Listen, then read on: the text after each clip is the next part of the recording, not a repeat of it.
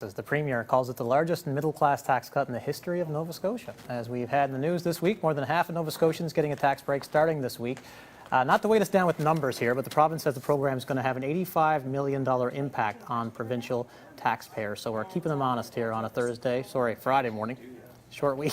Friday morning. Kevin Lacey, Atlantic Director for the Canadian Taxpayers Federation, is here joining us at the red table, despite the fact that he did not have power last night into this morning. No, I survived like most others and without the power, though right. my kids are now at home trying to decide how they're going to spend the time during the day today, so we'll see how that goes. Well, I'm glad your alarm went off for you to come here this morning. Thank you. Just got about 5 minutes of time here. Off the top, I said the Premier says this is the largest one, but you did a fact check yesterday on Twitter. Tell us about that. Well, I think there's two important points here. First, to put this in perspective. Sure. The amount that somebody's going to get if you earn less than $75,000 is about $160. Okay. But if on the it will impact greater on the lower end of the income scale than it does on the upper. So just to give you kind of some sense of what that means, if you earn $30,000 this year, you're going to save about $200 on your taxes for this year. If you earn about $60,000, you're going to save only about $37, $40 on your taxes.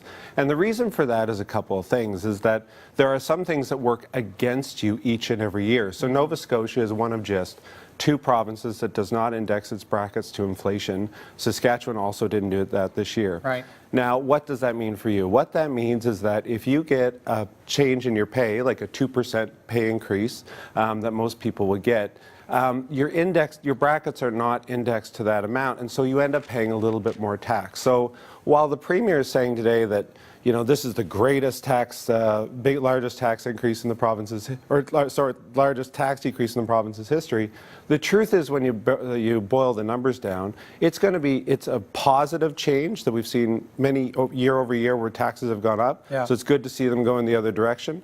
But to put it in perspective, it is going to mean just a small amount for most people under $75,000. Don't want to go too far down the rabbit hole, given the time constraints, but you mentioned the tax bracket creep. When will that be addressed, or will it be addressed? Well, almost every party has said, while they're in opposition, that they're going to address this. Okay. It costs about $20 million. It was recommended in the Broughton Tax Commission to have something done about this. Premier McNeil said in opposition that he was going to do something about this.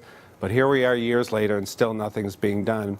And, it's a little bit each year. So if you earn about $60,000 this year, it'll cost you about $40 in extra taxes that you're going to pay.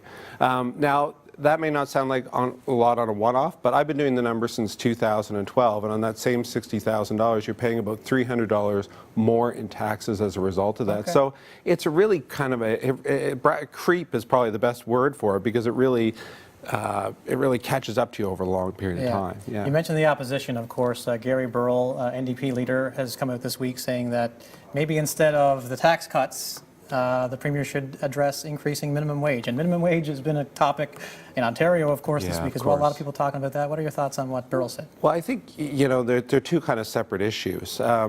We do have to address our competitiveness. We can't, as an economy, grow if our taxes are too high. We need a long-term approach in order to deal with that. Our minimum wage is similar, is that our businesses need the flexibility to be able to compete in the global economy. If we have the government come in and set these minimum wage rate, it affects their ability to run their business. But I think more importantly, it affects those people we expect to help with the minimum wage increase, because those who, those on the lower income, it affects their employability and our overall health as Nova Scotia. Mm-hmm.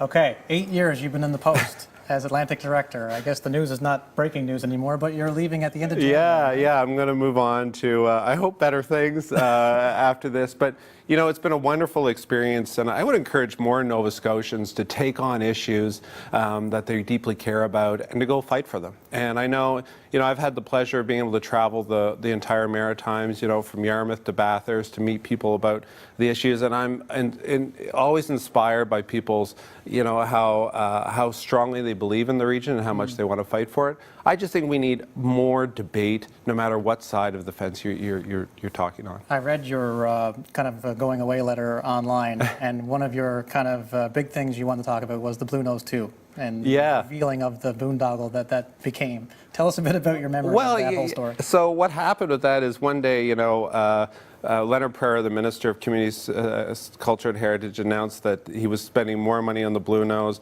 Our organization spoke up on it.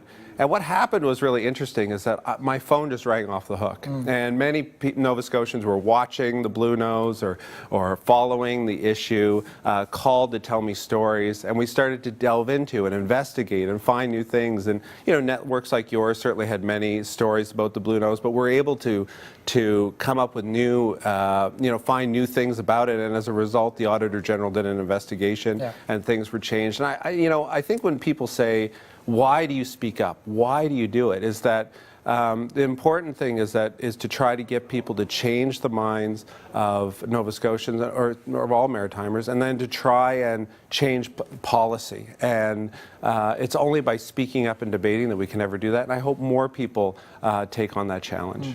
Well said, sir, and congratulations on 8 years on the post of Atlantic Director. Canadian Thank you. Taxpayers Thank you. I Federation. appreciate it.